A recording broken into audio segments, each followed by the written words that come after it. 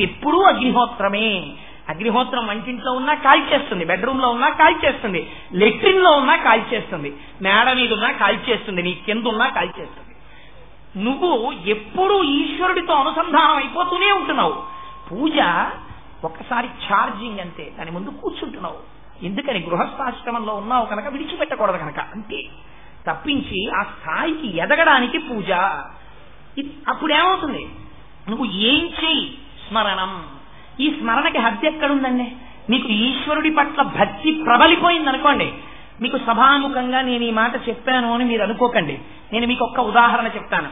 మార్కండేయుడి తండ్రి మృకండు మహర్షి. దీన్ని పరమభక్తితో మాత్రమే అర్థం చేసుకోండి. నేను వేరొక ప్రయోజనానికో వేరొక చెత్త మాట మాట్లాడడానికో నేను ఈ విషయం ప్రస్తావన చెయ్యట్లేదు. మృకండు మహర్షి భార్యతో సంగమం చేస్తున్నాడు.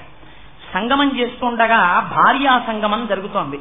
జరుగుతున్నప్పుడు తనలో ఉన్నటువంటి 72,000 నాడులు తృప్తిని పొందితే పురుషుని యొక్క వీర్యము స్ఖలనమైంది. స్ఖలనమై మృకండుని యొక్క భార్యలోకి వెడుతోంది. వెడుతున్నప్పుడు మృకండ మహర్షి చేసిన విషయం ఏమిటో తెలుసా అండి? ఈశ్వర, మూత్రనాళము గుండా మూత్రము పోతుంటే అదే మూత్రనాళము గుండా నా వంశోద్ధారకుడైనటువంటి కుమారుడు జన్మించడానికి అవసరమైన రీతిలో నా శరీరము నిండా నిండినిబిడీకృతమైన తేజస్సునంతటినీ తీసి సర్వావయవముల నుండి కదిపి, హృదయస్థానము నుండి కూడా కదిపి, లేకపోతే కొడుకు పుట్టడు, హృదయస్థానము నుండి కూడా కలిపి ఆ తేజస్సుని అదే మూత్రనాళము గుండా నా భార్యలోకి ప్రవేశపెడుతున్నావు. ఇది కదా ఈశ్వర నీ దక్షత అని ప్రార్థన చేశాడు. పరమభక్తుడైనటువంటి మార్కండేయుడు జన్మించాడు. స్మరణ మనకు హద్దు ఎక్కడుంది నాకు చెప్పండి ఇప్పుడు? అప్పుడు కూడా స్మరించాడు మార్కండేయుడి తండ్రి మృకండు మహర్షి. ఇది స్మరణం. అందుకే స్మరణ మనకు ప్రహ్లాదుని చెప్పాడు. పానీయంబులు త్రాగుతున్, కుడుతుతున్, భాషించుతున్, హాసలీలా నిద్రాదులు చేయుతున్, తిరుగుతున్, లక్షించుతున్, సంతత శ్రీనారాయణ పాద పద్మజుబలి చింతామృతాస్వాద సంధానుండై సురారిసుతుడున్. ఆయన మరిచిపోయాడు ప్రపంచాన్నంతటినీ. ఎప్పుడు మంచినీళ్లు తాగుతుండేవాడు. ఆహాహా తండ్రి, ఎక్కడివయా ఈ నీళ్లు? సంజీవనం సమస్తస్యా జగత సలిలాప్తికా భవయిత్యుచ్యతే మూర్తిర్భవస్య పరమాత్మనః అంటుంది లింగపురాణం. ఈశ్వరుడు నీటి రూపమై ఉన్నాడు. ఈశ్వరుడు ఇక్కడ దాహ రూపంలో, వాయు రూపంలో ఉన్నాడు. దాహ రూపంలో ఉండి నీళ్లు తాగరా అని చెప్పాడు. నీటి రూపంగా ఆయనే వచ్చాడు. తాగే శక్తిగా ఆయనే మారాడు. ఈ నీళ్లు లోపలికెళ్లి దాహాన్ని తీర్చిన వాడిగా శరీరాన్ని నిలబెట్టిన వాడు వాడయ్యాడు. బయట ఉష్ణోగ్రతకి సరిపోయేటట్టు చెమట రూపంలో రేడియేషన్ వాడు చేస్తున్నాడు. ఘన పదార్థానికి తగిన ద్రవం పడకపోతే వెక్కిళ్లుగా వాడు వస్తున్నాడు. నీళ్లు సరిపోయాయని చెప్పడానికి వెక్కిళ్లు వాడు ఆపుతున్నాడు. ఈశ్వర, ఏవి ప్రజ్ఞయనిది! వెక్కిళ్ళు వస్తేని ఈశ్వరుడు గుర్తొస్తున్నాడు. నీళ్లు తాగితే గుర్తొస్తున్నాడు. అన్నపు ముద్ద నవ్వులుతూ ఉంటే ఏమి నాట్యమయ్యా తండ్రి! నటరాజతత్వాన్ని నేను ఎక్కడ దర్శనం చెయ్యాలి? ఎక్కడో చూడక్కర్లేదు నటరాజుని. నా తండ్రి నటరాజు ఇక్కడున్నాడు. 32 పళ్ల మధ్యలో నాలుక కదులుతుంటే నాలుకని పళ్ళు ఎప్పుడు నొక్కకుండా ముద్దని ఎలా తొయ్యాలో అలా తోస్తుంటే అవి నవ్వులుతుంటే నేనేదో ఆలోచిస్తుంటే నవలవలిసినంత నవలబడిందన్న తరువాత అది జిగురుగా ఉండకపోతే జారదు కనుక నా నోటిలో లాలాజనాన్ని పుట్టించి ఆ ఉమ్మితో ముద్దని కలిపి జిగురుతో కూడిన ముద్దగా చేసి కంఠంలోంచి జారిపోయి లోపలికి వెళ్ళిపోయేటట్టు చేసి ఆ కంఠంలోంచి ఒకవేళ పరిశం బట్టి ముక్కులు మూసుకుపోతే ఊపిరి కూడా వెళ్లేటట్టు చేసి ఎమర్జెన్సీ ఎంట్రన్స్, ఎమర్జెన్సీ ఎగ్జిట్ గా మార్చి ఏమి విశ్వ నిర్మాణ దక్షత తండ్రి నీది! నేనా ఉమ్మి సృష్టించిన వాడిని? అన్నం తింటున్నప్పుడు ఉమ్మి సృష్టించిన వాడు. నేను ఏది కనబడితే అది తినేస్తే అది కడుపులోకి చేరిన తరువాత సూక్ష్మక్రిముల్ని చంపడానికి లోపల ఉన్న కాలేయంలోంచి, పిత్తాశయంలోంచి రకరకాల రసాయనాల్ని సృష్టించి క్రిములను చంపి కవ్వంతో తిప్పి ఆహారాన్ని పచనం చేసి శుద్ధమైన పదార్థాన్ని నెత్తుట్లోకి పంపి పనికి మాలినటువంటి చెత్తనంతటి నువ్వు ప్రతి అరగంటకి తింటున్నా వాడు మాత్రం చెత్తంతా పోగే చోట పెట్టి చీకటి పడ్డాక నిప్పెట్టినట్టు తెల్లవారగానే మళ్ళీ వీడు పనిలోకి పోతాడు, ఎప్పుడో వస్తే ఇబ్బందని తెల్లవారేటప్పటికి నీకు నెప్పి లేకుండా చెత్తనంతటి పైకి తోస్తున్నవాడు పరమాత్మ. వాడు ఆ ఉపకారం చేయకపోతే మనకు బతుకెక్కడుందండి? అంత దుర్గంధభూయిష్టమైనటువంటి పదార్థం లోపలుంటే దుర్గంధం బయటికి రాకుండా శాసనం చేస్తున్నవాడు పరమాత్మ. వాడికి కృతజ్ఞత ఉండద్దు నీకు? అందుకని ఇప్పుడు ఏమైంది? స్మరణం. ఇప్పుడు నీకు భగవంతుణ్ణి స్మరించడానికి ఏ ఉండాలి ఆధారం? పూజామందిరంలో కూర్చుంటే నీకు గుర్తొస్తాడా? మడిబట్ట గుర్తుకుంటే పరమేశ్వరుడు గుర్తొస్తాడా? నువ్వు విభూతి ఎట్టుకుంటేనే నీకు ఈశ్వరుడు గుర్తొస్తాడా? నువ్వు బొట్టెట్టుకుంటేనే నీకు పరమాత్మ గుర్తొస్తాడా? అలా అయితే నీ జన్మలో నువ్వు పూజామందిరంలో తప్ప ఎక్కడ ఉండకూడదు. నువ్వు మిగిలింది ఎక్కడున్నా నీకు అనవసరమే. అదే భక్తి అంటే, అదే ఈశ్వరానుసంధానం అంటే. ఈ ప్రశ్న నేను వేయలేదు, రామకృష్ణ పరమహంస చేశారు. ఒకడు వచ్చి మాట్లాడాడు, ఒక గృహస్థు, స్త్రీలు పాడు చేసేస్తారండి అన్నాడు. ఆ మాట నువ్వు అనకన్నాడు రామకృష్ణ పరమహంస. స్త్రీ ఆదిశక్తి, నువ్వు చూడగలిగినట్టు చూస్తే జగన్మాత నీ ఇంట నర్తిస్తోందన్నారు. నీ ఇంట నీ కూతురునమ్మా, నువ్వు నా బాలాస్వరూపానివమ్మా అని నువ్వు అనగలిగితే నీ ఆడపిల్ల నీ ఇంట్లో బాలాస్వరూపంగా నడయాడుతోంది. చూడగలిగిన దృష్టికోణం లేకపోతే నీకు ఏదీ పూజా వస్తువు కాదు. చూడగలిగిన కన్నుంటే నీకు ప్రతి క్షణం ఈశ్వర దర్శనమే అవుతోంది. అప్పుడు పూజా మందిరంతో అస్తమానం పట్టుకు వేలాడవలసిన అవసరం నీకేముంది? అంటే నేను పూజా మందిరాలకి తాళాలేయమని నేను చెప్పట్లేదు మహాప్రభో. స్మరణము భక్తి అని వ్యాసుడు చెప్పడానికి కారణం అది. అందుకని శ్రవణం కీర్తనం విష్ణోహ స్మరణం పాదసేవనం. పాదములను సేవించు అన్నారు. పాదములను సేవించడమే, ఇంకొక అవయవాన్ని సేవించకూడదా? పాదములే ఎందుకు సేవించాలి అంటే, పాదములు సేవించడానికి నువ్వు ఒక పని చెయ్యవలసి ఉంటుంది. పాదములు సేవించాలంటే నువ్వు ఇలా వంగాలి. ఒకడు ఒక మహాత్ముడి దగ్గరికి వెడతాడు. వెళ్ళి వాడిలో ఉన్నటువంటి మిగిలిన గుణాలన్నీ వాడికి జ్ఞాపకానికి వస్తాయి.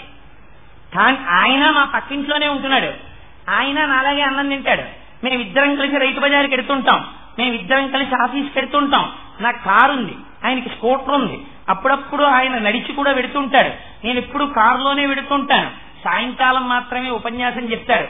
అయితే ఆయనకి నేను నమస్కారం చేయడం ఎందుకు అన్న అహంకారం నీలో ఉంటే నీ శరీరం ఒక్క నాటికి ఇలా వంగదు. ఇలా వంగకపోవడమే దుర్యోధనుడు. దుర్యోధనుడు బాగా వంటబడితే ఇలా వంగదు, ఇలాగే నించుంటాడు. ఎందుకు నించుంటాడంటే అహంకారం, వాడి శరీరం వంగదు. వంగిందనుకో వాడు భీష్ముడు, ఆయన మహాజ్ఞాని మహానుభావుడు, అయినా సరే పెద్దల్ని చూసేటప్పటికి ఇలా వంగిపోయేవాడు భీష్ముడు. భీష్ముడి ఉపాసన జరిగిందని గుర్తు ఏమిటంటే, ఆయన కృష్ణ పరమాత్మని చూసి గొప్ప స్తోత్రం చేశాడు.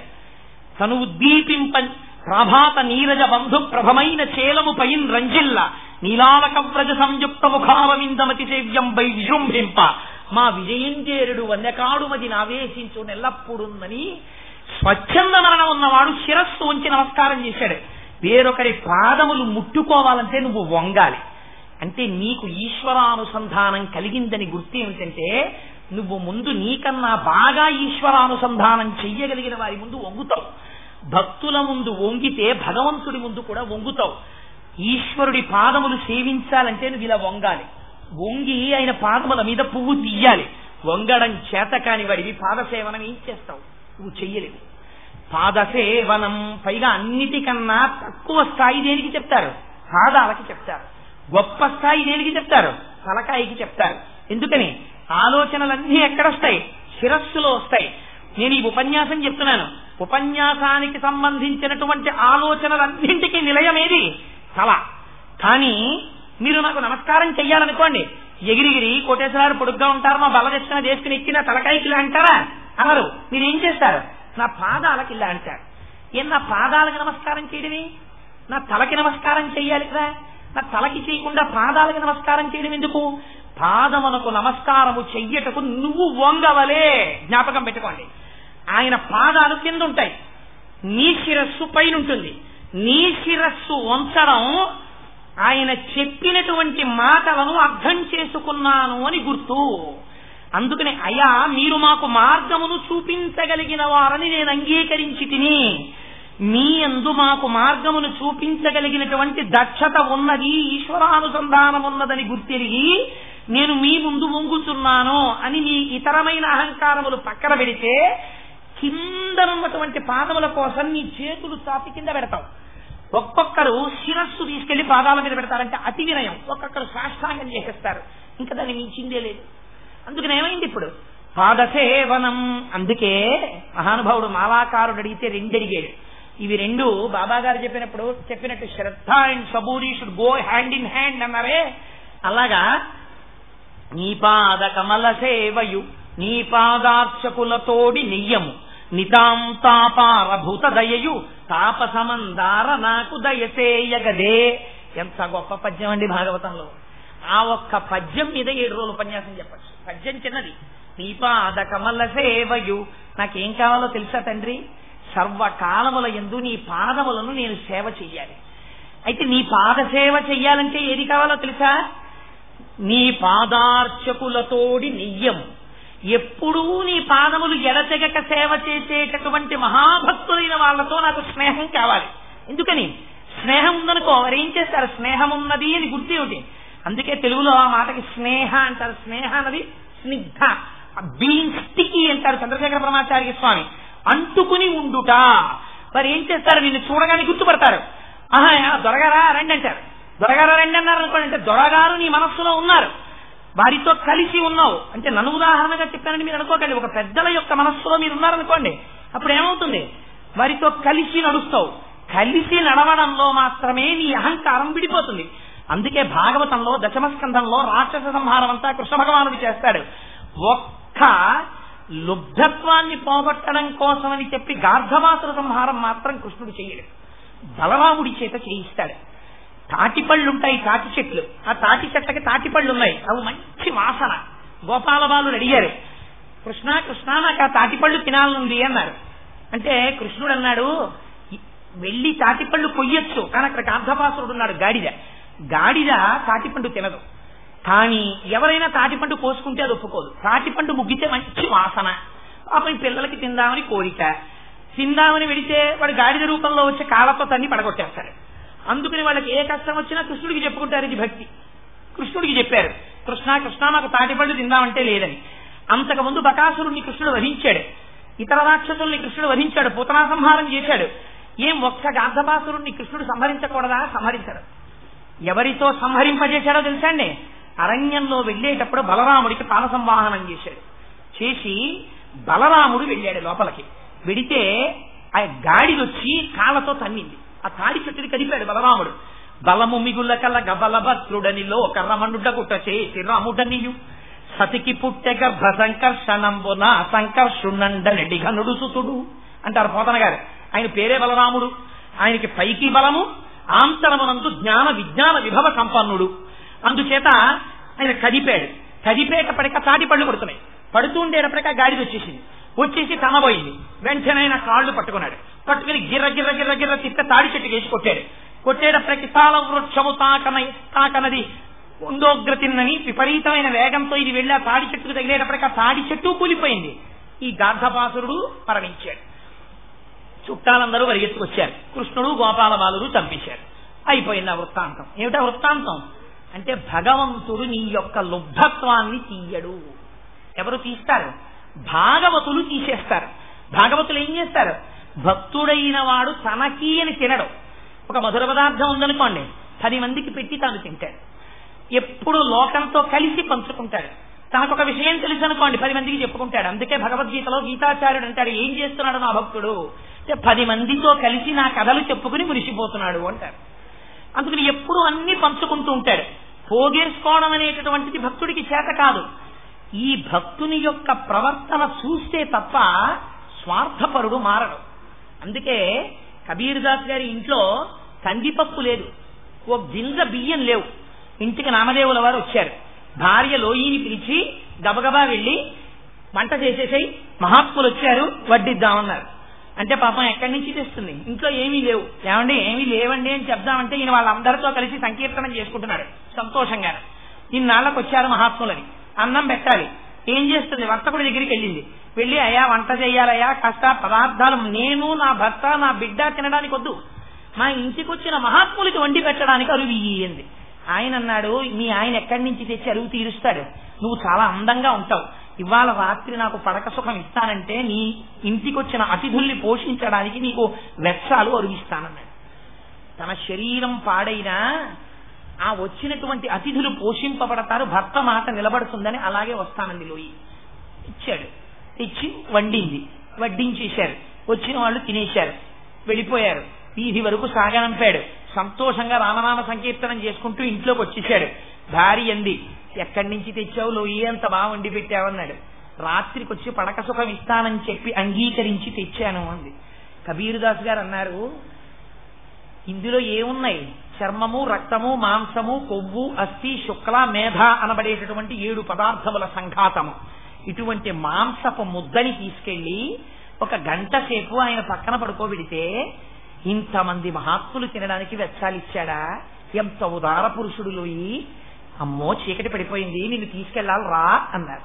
అంటే బయట వర్షం పడుతోందండి ఏంది ఆవిడ. నేను గొడుగు పడతాను రమ్మన్నాడు. గొడుగు పట్టి తీసుకెళ్లాడు కబీర్దాస్ గారు.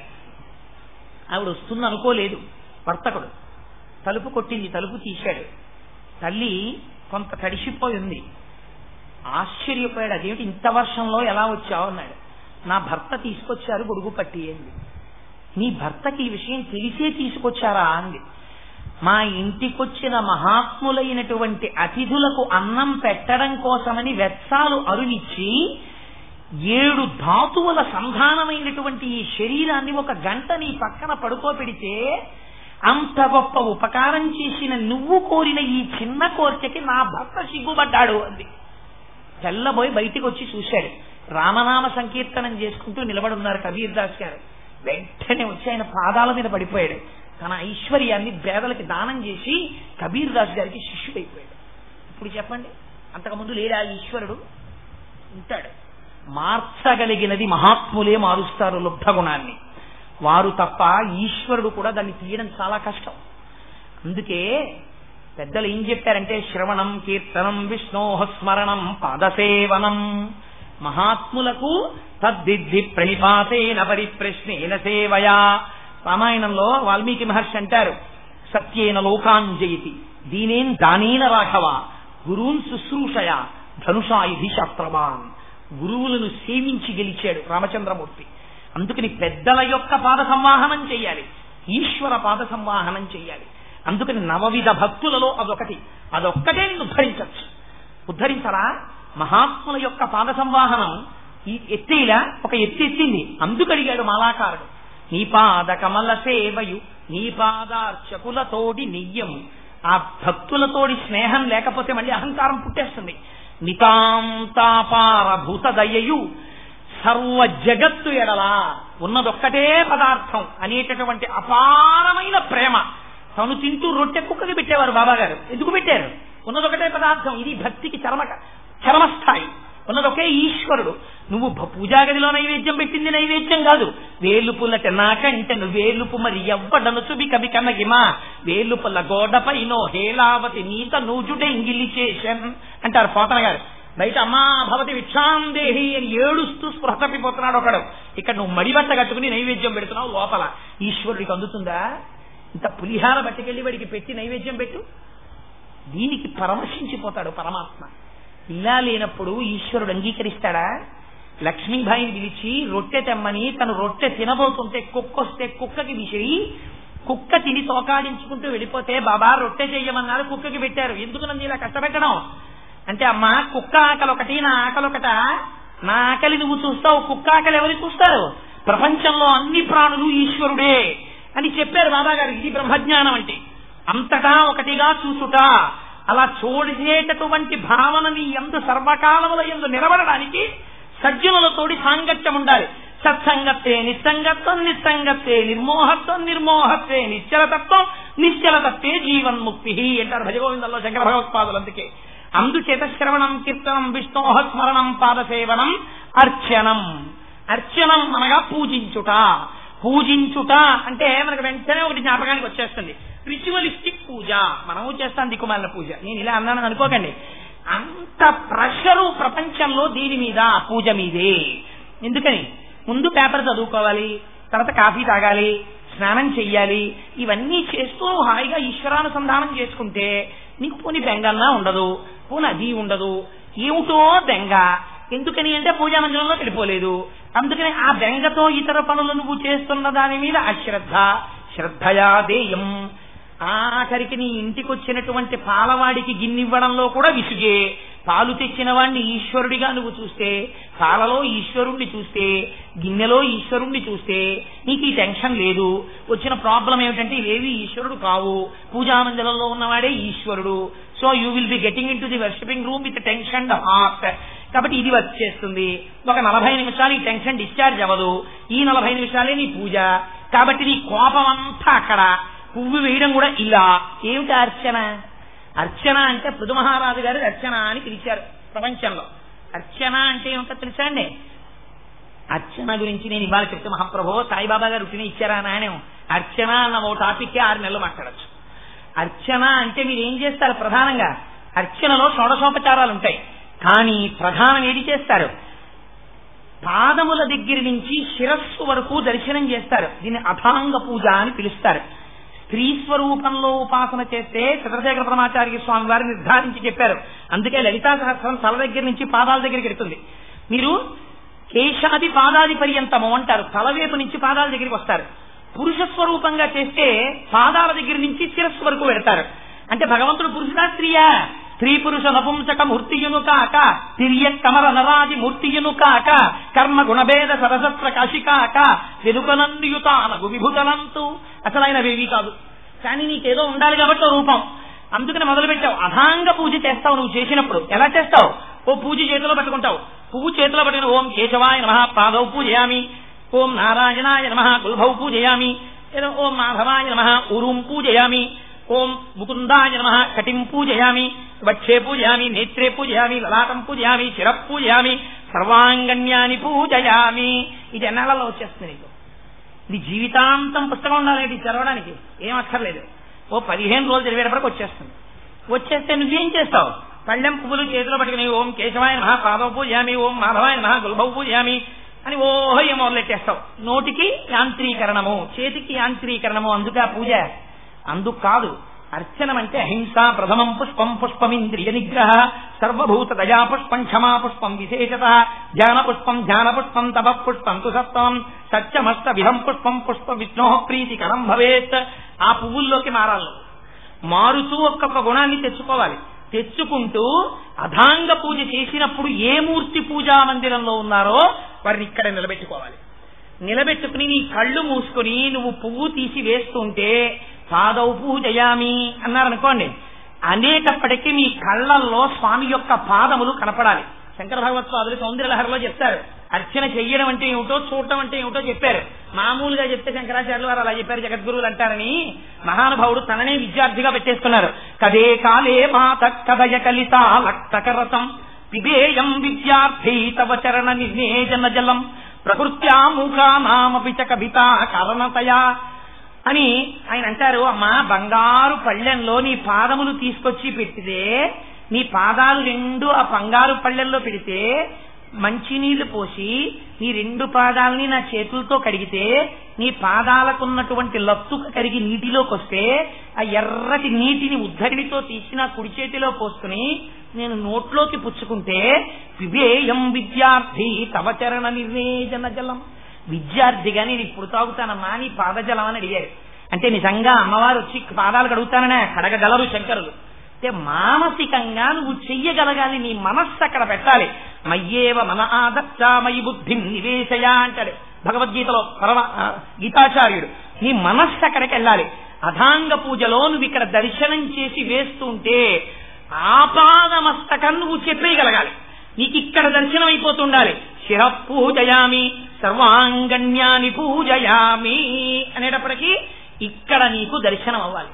అలా అయిందో సంసార భ్రమణ పరితాపోపశమనం వసంతీ మచ్చేతో హృదవి శివానందలహరి. అప్పుడు నువ్వు అపారమైన ఆనందాన్ని పొందుతావు. అందుకొచ్చింది అథాంగ పూజ. అందుకొచ్చే ఈ షోడశోపచారాలు 16 ఉపచారాలు. పురుష సూక్తంలో మంత్రాలు 16 చెప్పడానికి కారణం అదే. అందుకని 16వ మంత్రంతో వచ్చేటప్పటికే మంత్రపుష్పం వచ్చేస్తుంది. వచ్చేసి జ్ఞానంలోకి వెళ్ళిపోవాలి. అది అర్చన అంటే రహస్యం. ముందేం చెప్తావు? ఆవాహయామి అంటావు. ఇంతకుముందు ఇక్కడ లేవు, స్వామిదా అని పిలుస్తావు. అసలు అర్చన గమ్మత్తు తెలుసా అండి. ఆవాహయామితో కూడా కొంతమంది ప్రారంభించారు. అసలు ప్రారంభమే రమించిపోవడం అర్చనలో. ఇవాళ శనివారం మీరు పూజామందిరంలో కూర్చుంటే ఏం చేస్తారు? మీకున్న గుణాలన్నీ ఈశ్వరుడు ఎంత ఆపాదిస్తారు.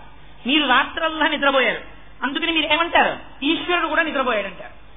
అదో సంతోషం అనుకుని పొద్దున్నే పూజ చెయ్యాలి. అందుకని ఏం చేస్తారు? అక్కడ కూర్చుని ఆకాశ సింధు కమలాని మనోహరాణి ఆదాయ పాదయుగమర్చయితుం ప్రసన్నాః శేషాద్రిశే కర విభో తవ సుప్రభాతం. స్వామి ఆకాశం అంతా ఎర్రబడిపోతోందయా, తెల్లారిపోతోంది, లే నిద్రలే. నువ్వు చెప్తే తప్ప నిద్రపోని వాడేవాడు వాడు నిద్ర లేవాడు. వాడు నిద్ర లేకపోతే సూర్యోదయం ఎలా అయిందండి? వాడు కన్ను తెరిస్తే కదా, వాడి రెండు కళ్ళే కదా. నువ్వు చెప్తున్నావు కదా, క్షీరోధన్వత్ ప్రదేశే తుచమణి విలసత్తైకతే భౌక్తికానాం మాలా క్లుప్తా సమస్త స్ఫటికమణి భైర్ముక్తి కైర్మండితంగా శుభ్రైరభ్రైరదభ్రైరుపరి విజితైర్ముక్త పీయూషవర్షై ఆనందీన పునీయాత్ తడినడిన గదా శంఖపాణిర్ముకుంద భూ పాదౌ విలయ సూర్యచంద్రౌ చ నేత్రే కర్ణావాసా శిరోద్యౌ ముఖమపి దహనో యస్య వాస్తేయమప్తి అని పీఠికలో చెప్తున్నావా లేదా విశ్వశాస్త్రానికి? అందుకని ఆయనకి సూర్యచంద్రులు కన్నులయ్యి ఉన్నారు. సూర్యుడు ఎక్కడి నుంచి వచ్చాడు? వారు సుప్రభాతం చెప్తే అంటే నీ భక్తి. నువ్వు స్వామి నిద్రలే నిద్రలే నిద్రలే అర్చన అంతే సుప్రభాతమే. మీరు స్వామి నిద్రలే, మీరు ఎంత పింకితనం అనుభవించాలి. బయట నుంచి ఎంత లమ్మన్నా నిద్ర లేవట్లేదు, ఈయనకి ఇలా కాదు ఇలా చెప్తే లేవడం. యశోదాదేవి వచ్చేస్తోంది, అదిగో అందరూ కూడా చల్ల చేసేసుకుంటున్నారు అని కృష్ణావతారం గుర్తు చేద్దాం. కృష్ణావతారం గుర్తు చేస్తే ఆ అవతారంలో పెరుగు చల్ల చేస్తూ ఉంటే ఆ కవ్వాల చప్పుడు వినపడితే గభాల నిద్రలేస్తారు అమ్మ గుర్తొచ్చి అని చెప్పి యోషా గణేన వరదగ్ని విమధ్యమాని ఘోషాలయేషుడ నిబంధన తీవ్ర ఘోషా రోషాత్ కలిం విధతే కకుభస్య కుంభా శేషాదృశే కర విభో తవ సుప్రభాతం. స్వామి అదిగో పెద్ద పెద్ద కుండల్లో నువ్వు శ్రీయపతివి కదా, నువ్వు పుట్టడం వల్ల ఐశ్వర్యం ఎక్కువైపోయింది, పెరుగు బాగా తోడుకుంది, అందులో కవ్వం దింపారు, చల్ల చేస్తున్నారు, ఛర్ ఛస్ అని శబ్దం వస్తోంది. కుండకి కవ్వానికి యుద్ధం వచ్చిందా అన్నట్టుగా ఉంది ఆ శబ్దం. ఆ శబ్దం నీ కృష్ణావతారం నాటిది, అది వినైనా గుర్తు రావట్లేదా? లే లే లే అంటారు. ఇప్పుడు ఏమైంది అర్చన? మీరు పొంగిపోతే ఈశ్వరుడు నిద్రపోతున్నాడు అనుకుంటే లేపడంతో మొదలుపెట్టి లేచాడు. ఔపచారిక స్నానం సమర్పయామి, ఏదో స్నానం చేయమంటారు. స్వామి స్నానం చేశాడు. మీరేం చేస్తారు? స్నానం చేసి ఆఫీస్కి వెళ్ళిపోరుగా, బట్టలు కట్టుకుంటారు. అందుకని ఆయనకి కూడా వస్త్రయుగ్మం సమర్పయామి. ఏమండి పండక్కి నేనే ఓసారి కొనుక్కుంటాను, రోజు నేనెక్కతానండి, బెంగెట్టుకోకు. అక్షత విరిగిపోని బియ్యానికి పసుపు రాస్తే అందులోకి అన్ని వచ్చేస్తాయి. అందుకని వస్త్రయుగ్మార్థం అక్షతాన్ సమర్పయామి. ఇక్కడ దర్శనం చేయి. ఆకుపచ్చటి పట్టు చీర, ఎర్రటి బోర్డర్, దాని మీద అదే మ్యాచింగ్ ఆకుపచ్చటి పట్టు జాకెట్, అమ్మవారికి అట్టపెట్టె విప్పి మొలతాడు ఇలా లాగి చందనా పెట్టికి అట్టపెట్టి మూత తీసి అమ్మవారి దగ్గర బంగారు పళ్ళెంలో పెట్టి అమ్మ ఆకుపచ్చటి పట్టు చీర కట్టుకుని జాకెట్ వేసుకుని అక్కడ కూర్చుందమ్మ. ఇప్పుడు ఏమైంది నీకు?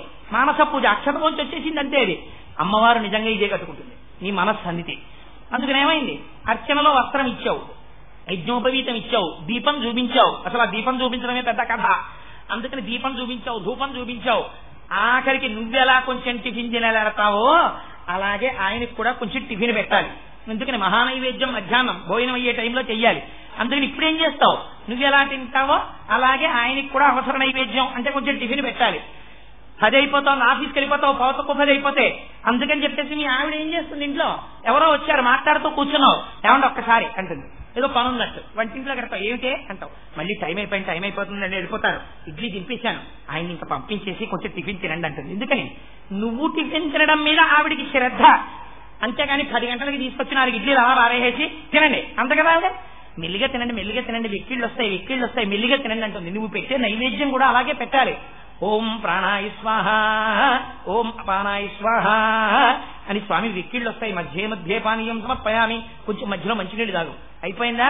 ఉత్తరాపోసనం సమర్పయామి, మళ్ళీ కొంచెం మంచినీళ్ళు తాగు. హస్తౌ ప్రక్షాళయామి, చేతులు కడుక్కో. పాదౌ ప్రక్షాళయామి, కాళ్ళు కడుక్కో. ఇదంతా అర్చన. అర్చనలో షోడశోపచారాల్లో ఒక్క ఉపచారం దగ్గర మీ మనస్సు నిలబడింది అనుకోండి, అయిపోయింది, మీ జన్మ ధన్యం అయిపోయినట్టే. ఎక్కడవుతోంది మనకి? ఎన్నేళ్ల నుంచి చేసేస్తున్నాం పూజ. ఎక్కడ స్టకపైంది మనస్సు? ఎప్పుడైనా అయింది అలాగా? అవదు. అవలేదంటే యాంత్రీకరణం అయిపోయింది పూజ. అందుకని అర్చనం, వందనం ఇక్కడ ఆఫ్ చేసేస్తాను. ఎందుకంటే ఇప్పటికే నేను గబగబా పరిగెత్తేవో కొన్నింటిని పూర్తి చేస్తున్నాను తప్ప నిజంగా పూర్తి అయ్యేవా? ఒక్కనాటికి పూర్తవు. శ్రవణం అన్నదానికి అసలు భక్తి అంటే ఏమిటి, సామాన్య భక్తి అంటే ఏమిటి, విశేష భక్తి అంటే ఏమిటి, రాజస భక్తి, తామస భక్తి, సాత్విక భక్తి, భక్తి జ్ఞానం ఎలా అవుతుంది, భక్తి శ్రవణమా, భక్తి నిర్గుణమా, ఉపాసన ఎలాగా, ఇది మొదలెడితే అదే 3 నెలలు పడుతుంది. మీరే చెప్పాలి కాబట్టి దాని యొక్క గొప్పతనం గురించి ఇవాళ పరమ పవిత్రమైన రోజు బాబా గారు 9 నాణాలు ఇచ్చారని మనం చెప్పుకున్నాం కాబట్టి దాని గురించి ప్రస్తావన చేయడం కోసం వీడు అసాధ్యం కూడా బొత్తిగా ఒకటి చెప్పిడిపోయాడు రా శ్రవణం అన్నాడని చెప్పేసి అంటారని ఒక 4-5 కదిపానంతే. అర్చనం, వందనం. వందనం అంటే నమస్కారం. వందనం దీనికి ఎవరిని చెప్తారు? అక్రూరుణ్ణి చెప్తారు వందన భక్తికి. ఏం చేశాడు అక్రూరుడు? ఏమిటి అక్రూరుడు నమస్కారం చెప్పండి నాకు. అక్రూరుడు మనందరికన్నా గొప్పగా ఏమైనా నమస్కారం పెట్టాడని ఎప్పుడైనా చెప్పారా? భాగవతంలో దశమ స్కంధంలో ఈ రహస్యం ఉంది. అక్రూరుడు నమస్కారం ఎలా చేశాడు?